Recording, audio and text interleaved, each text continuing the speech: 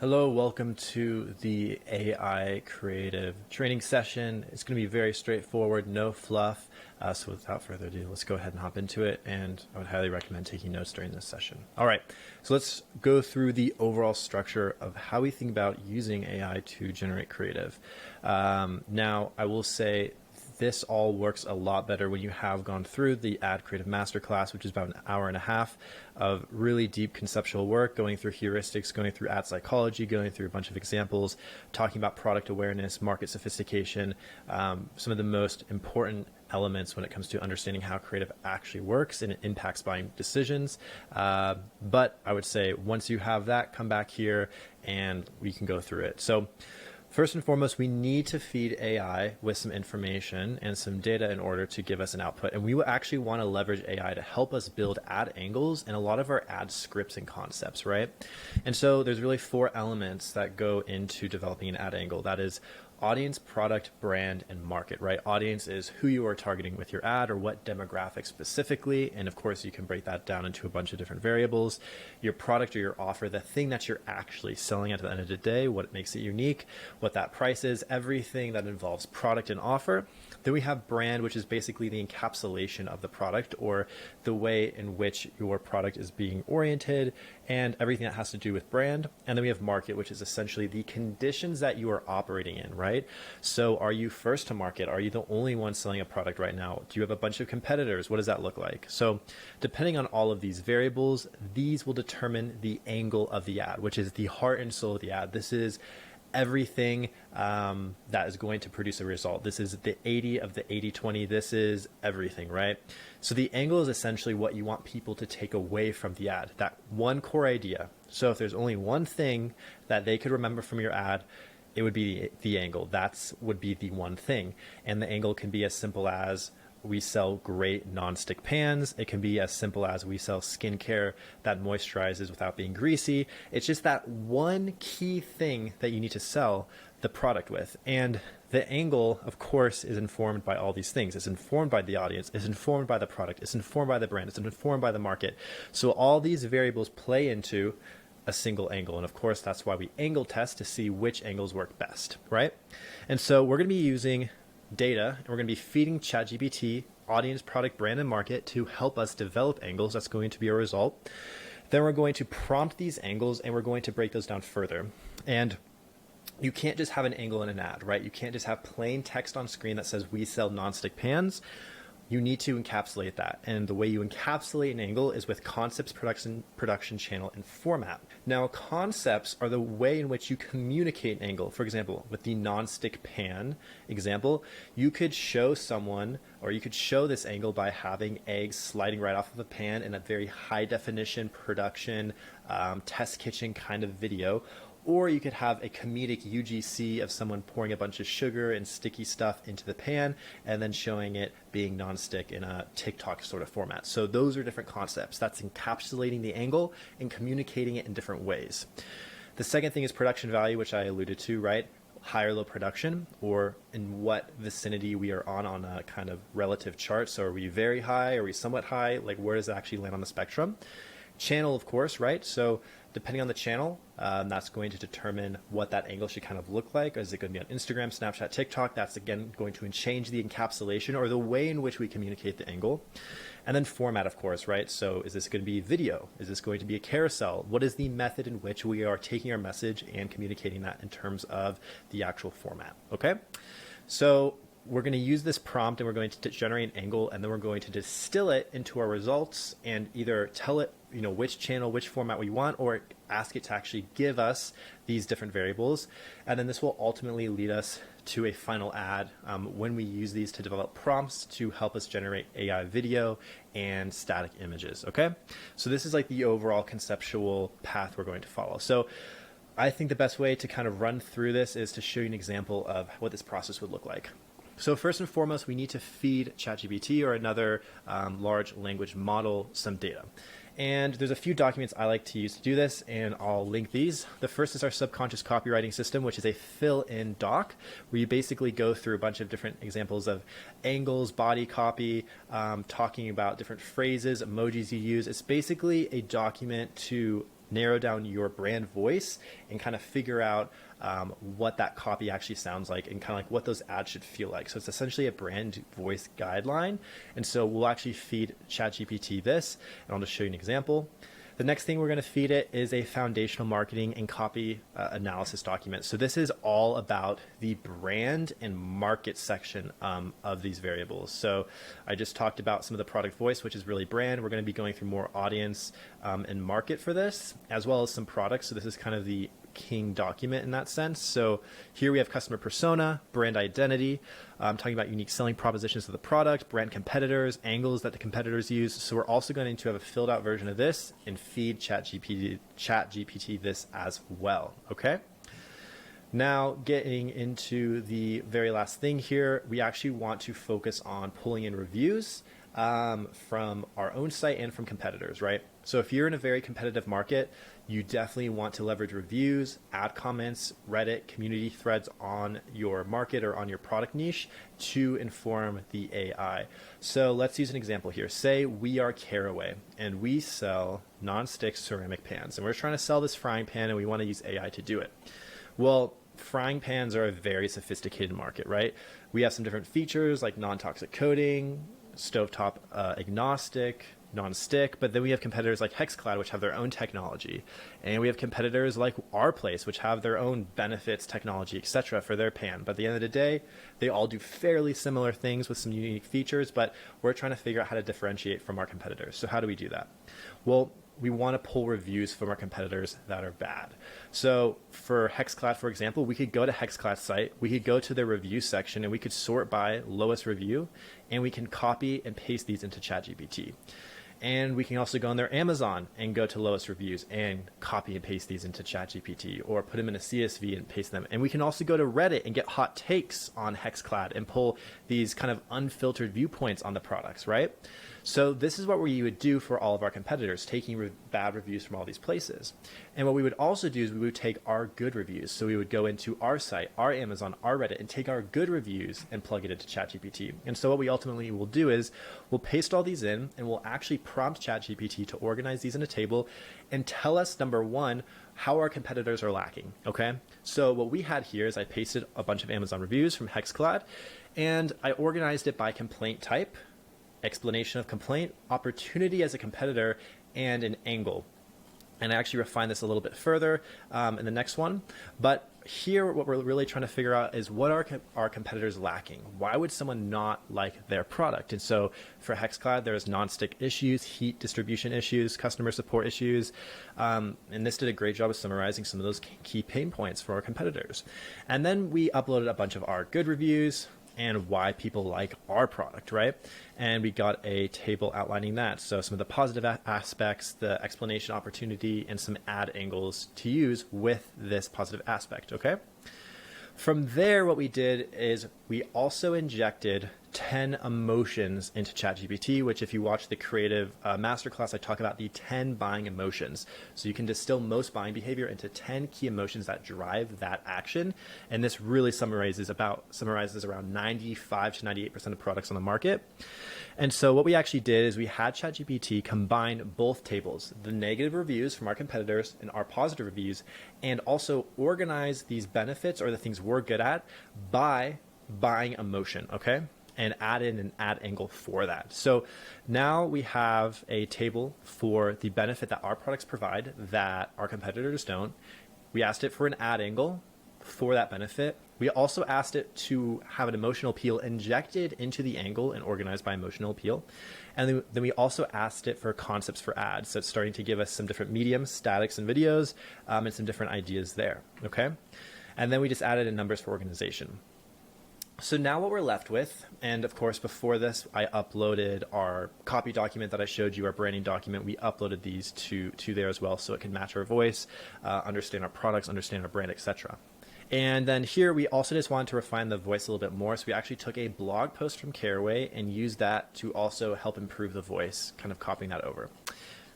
And the last step that we did was have it separate by static and video ad concepts. So now we're taking the concepts and shifting them into mediums. So now we have angles, we have concepts, and we have mediums. And we're all going to be using these for Meta as a platform. So we've kind of filled out our entire table. We have our angles, we have our concepts, we have our channel, format, production, all that good stuff is here.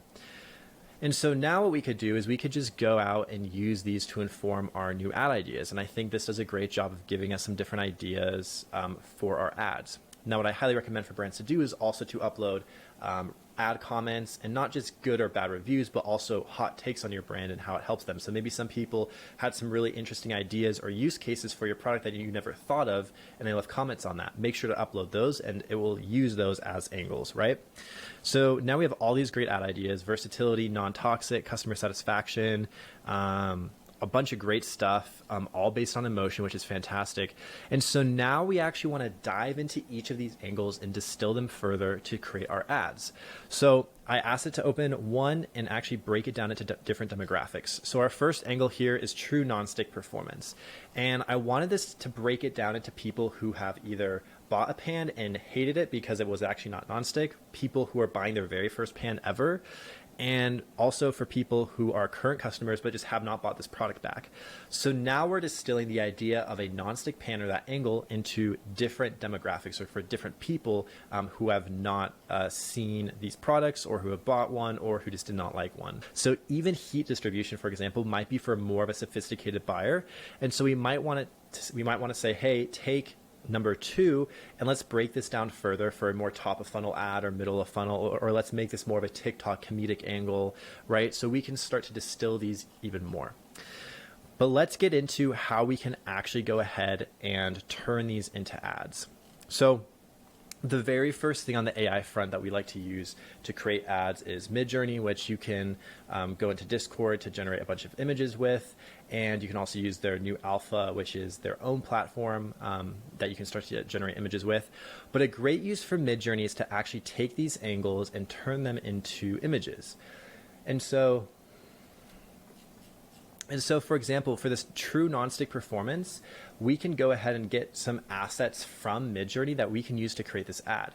And so, for example, if we wanted to show true nonstick performance, we could show all this food not sticking and make more of a comedic, satirical ad, and show Caraway logo, showing that the food will never stick, or the food will fly away. It's so nonstick, like talking about the idea that it's so nonstick that the food won't even stay in the pan. You can do these kind of interesting angles here. And so with this, all we had to say was studio lighting, food flying around in a modern kitchen, no pans, right? What we can also do, which is harder to get more accurate, is we can actually upload a picture to MidJourney, just going in Discord here and uploading an image of our product.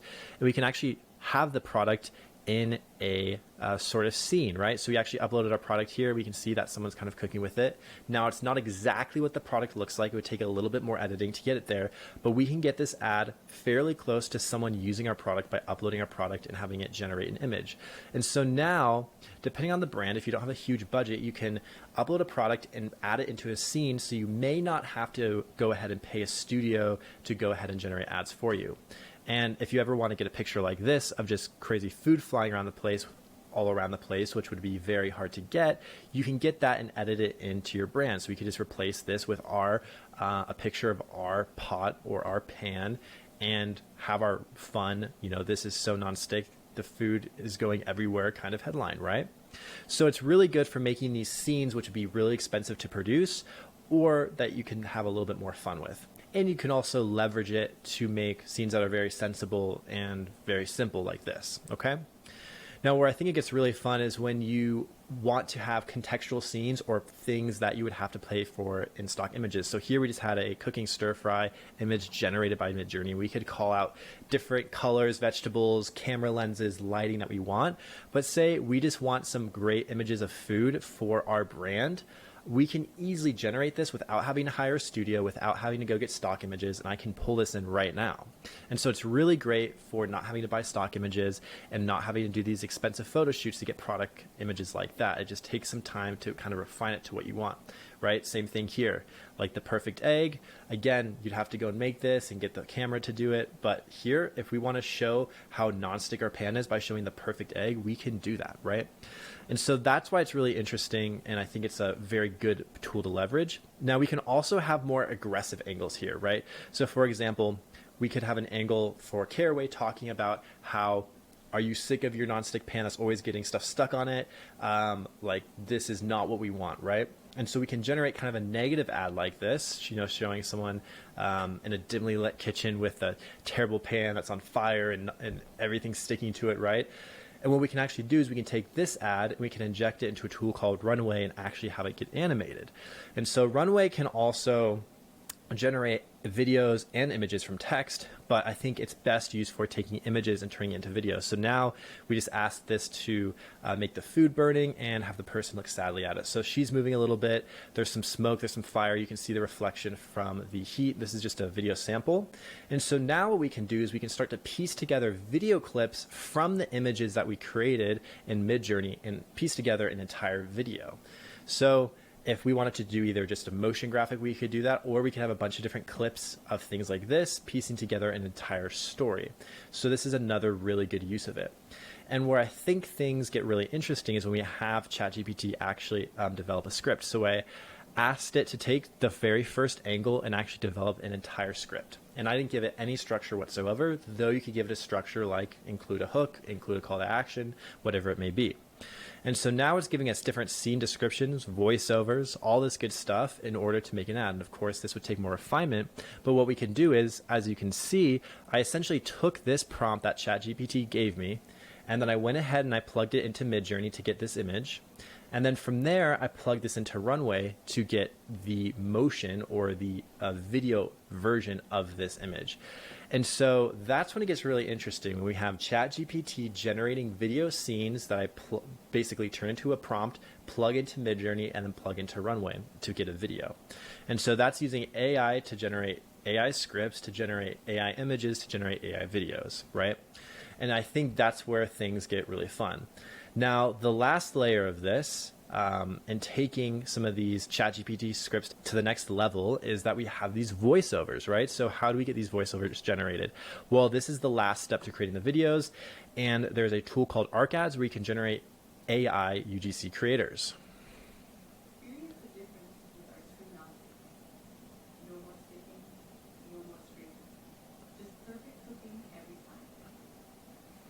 And so what we can do is, I just had ChatGPT write this whole script, right?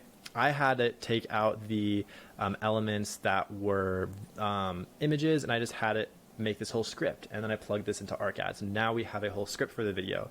And so what we could do is we could just crop her out, cut this video up, increase the speed a little bit, throw her in the corner, and put her over some of these videos that we are going to be creating, some of these video clips, right? And so now we can have a whole cohesive story of a AI generated UGC actor doing an AI voiceover over an AI video from an AI generated script. And that's the final layer. And it doesn't stop there. There's a bunch of other tools out there like CapCut, which can put your product into different scenes, which is a fun one. Definitely check that one out. There's a lot out there if you do some research. These are just the ones we use. And so now we went from nothing to having the ability to create AI UGC creators with AI voiceovers over animated AI videos that we can just piece together, all based on our script and our shot list, you know, given from the ChatGPT prompt.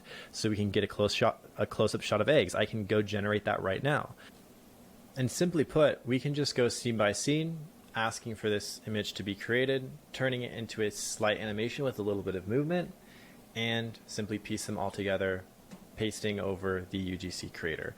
And that's how you go from nothing to having a fully finished video made from AI. It's one clip at a time, and it's putting an AI UGC creator just right over it. Okay?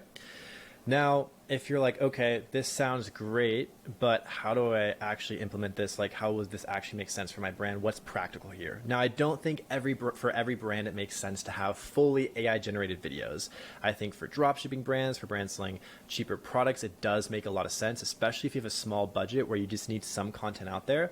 I think for most brands, there's really 3 really good use cases for this. I think for ad ideation and coming up with this table here where you have good angles that are based on emotion, that are based on actual data like reviews, like your brand messaging, like your voice, this is great. And every single brand should be generating these tables with their marketing team for inspiration. It just speeds up the creative iterative process. Everyone should be doing this in the way that I showed you. The next thing is using MidJourney or other AI image generation tools to never have to use stock images again, right? You should never have to get a stock image of anything ever again. You should just be asking AI for these stock images, right? There's no reason you should be having to pay for a steak stock image, for example, right? So any stock image you can imagine, or any background, right? So if we just want a background of, say, like a pot in the kitchen, if you just want this background, then ask AI for it. So if you ever need a background, if you ever need a stock image for every brand, it makes sense to just use AI for that. The last really good use for it is going to be doing these more surrealist images that are a little bit out of pocket and would be hard to produce. So something like this would be kind of hard to produce or a little bit more expensive than maybe you'd like. And of course, you could tune this to look however you want by having more requests. I gave it a very, very open request. But this kind of content, for example, if you want food flying in the air, if you want something really crazy happening, that would be hard to do. Again, if you want these more interesting surrealist ads, I think that's the third use case. And I think some brands should be running these more interesting kind of ads. But for stock images that look really high quality, for backgrounds, everyone should be using MidJourney. Now, the video AI generation is good, but it's not great. So I do think for animations like the one I showed you here of the steam and smoke coming off, this is great. I think this is a really great use case. If you have a little animation of water moving or something slightly moving in the air, you can have some really great animated ads with a tool like Runway. But for creating whole videos, again, I think it's really interesting, but I think it's going to be more for those brands that are a little bit on the lower price side and aren't selling to a very sophisticated consumer, okay? But I hope you learned something today. Check out these tools. This is going to be the way of the future, so I would definitely start spending some time learning how to use them because these are only getting better. By next year, I expect the AI-generated UGC creators to be much, much better, as well as the AI videos from images. So go ahead, start making some AI ads, and I'll catch you in the next one.